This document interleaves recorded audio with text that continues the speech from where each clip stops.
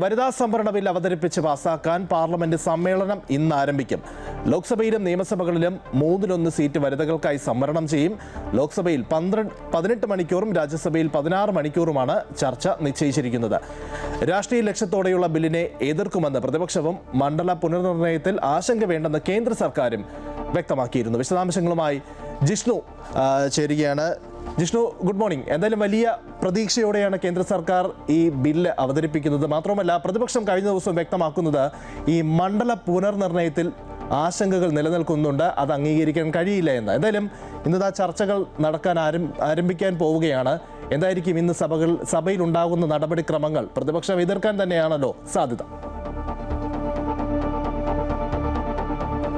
Good morning. ചരിത്ര പ്രാധാന്യമുള്ള parliament സമ്മേളനത്തിനാണ് ഇന്ന് തുടക്കം കുറിക്കുന്നത്. രാജ്യത്തെ നിയമനിർമ്മാണ സഭകളിൽ, അതായത് നിയമസഭയിലും ലോക്സഭകളിലും വനിതകൾക്ക് 1/3 സംവരണം നൽകുന്ന വനിതാ സംവരണ ബിൽ അവതരിപ്പിച്ച് പാസാക്കാനാണ് കേന്ദ്ര സർക്കാർ ഈ സമ്മേളനം വിളിച്ചു ചേർത്തിട്ടുള്ളത്. അതിൽ പ്രതിപക്ഷം നിരവധി ആശങ്കകൾ ഉയർത്തിയിട്ടുണ്ട്. എങ്കിൽ പോലും രാജ്യത്തെ നിയമനിർമ്മാണ സഭകളിൽ 33% വനിതകൾക്ക് വേണ്ടി സംവരണം നൽകുന്ന ചരിത്ര പ്രാധാന്യമുള്ള ബില്ലാണ് കേന്ദ്ര സർക്കാർ അവതരിപ്പിക്കുക. 2011 സെൻസസിന്റെ അടിസ്ഥാനത്തിൽ നേരത്തെ പാസ്സാക്കിയിട്ടുള്ള ബില്ലിൽ ഈ നിലവിൽ നടന്നുകൊണ്ടിരിക്കുന്ന സെൻസസ് പൂർത്തിയാക്കി ആ സെൻസസിന്റെ അടിസ്ഥാനത്തിൽ മണ്ഡല പുനർക്രമീകരണവും വനിതാ സംവരണവും നടപ്പാക്കുക. അതാവുമ്പോൾ 2029 തെരഞ്ഞെടുപ്പിലേക്ക് വനിതാ സംവരണം നടപ്പാക്കാനുള്ള സാധ്യത കുറവായിരുന്നു. അതുകൊണ്ട് വളരെ വേഗത്തിൽ തന്നെ വനിതാ സംവരണം നടപ്പാക്കുക എന്ന ഉദ്ദേശത്തോടെ 2011 സെൻസസിന്റെ അടിസ്ഥാനത്തിൽ രാജ്യത്തെ മണ്ഡല പുനർനിർണയം നടത്തുകയും അതിന്മേൽ വനിതാ സംവരണം ഉറപ്പാക്കുകയുമാണ് ഈ 131ാമത് ഭരണഘടനാ ഭേദഗതി ബില്ലിന്റെ ലക്ഷ്യം. അത് ഇന്ന്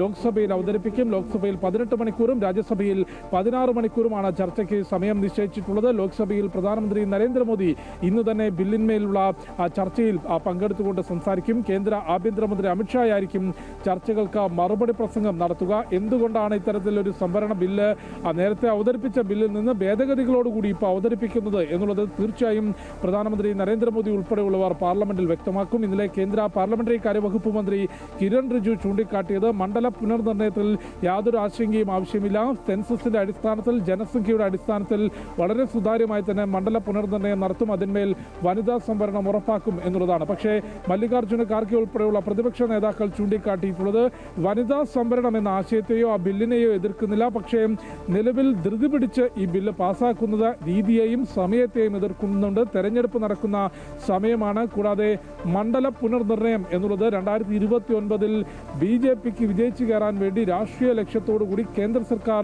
ചില തന്ത്രങ്ങൾ ഈ മണ്ഡല പുനർനിർണയത്തിൽ നടത്തും. അത് കേന്ദ്ര സർക്കാരിന് അനുകൂലമായി അല്ലെങ്കിൽ BJPക്ക് അനുകൂലമായി മണ്ഡലങ്ങളെ വെട്ടിമുറിക്കാനാണ് കേന്ദ്ര സർക്കാർ ശ്രമിക്കുന്നത് എന്ന ആക്ഷേപമാണ് പ്രതിപക്ഷത്തിന്റെ ഭാഗത്തുനിന്ന് ഉയർത്തിയിട്ടുള്ളത്. അതിന് എന്തോ മറുപടി പ്രധാനമന്ത്രി ഉൾപ്പെടെയുള്ളവർ സംസാരിക്കുമ്പോൾ നൽകും എന്നാണ് നോക്കിക്കാണേണ്ടത്. പക്ഷേ ഈ ആശങ്കകൾക്കപ്പുറത്തേക്ക് നേരത്തെ ഞാൻ ചൂണ്ടിക്കാട്ടിയതുപോലെ ചരിത്ര പ്രാധാന്യമുള്ള ബില്ലാണ് ഇന്ന് പാർലമെന്റിലേക്ക് എത്തുന്നത്. രാജ്യത്തെ നിയമനിർമ്മാണ സഭകളിൽ, നിയമസഭകളിലും ലോക്സഭയിലും സ്ത്രീകൾക്ക്, വനിതകൾക്ക് 33% സംവരണം ഉറപ്പാക്കുന്നുണ്ട്.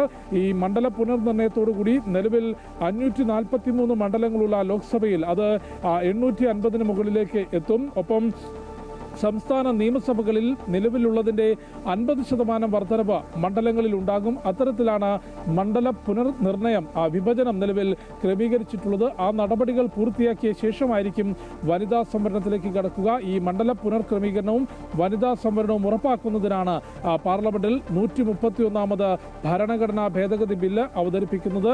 നിലവിൽ ലോക്സഭയിൽ ബില്ല് പാസ്സാക്കുന്നതിനുള്ള വളരെ കൃത്യമായ ഭൂരിപക്ഷം NDA സർക്കാരിനുണ്ട്.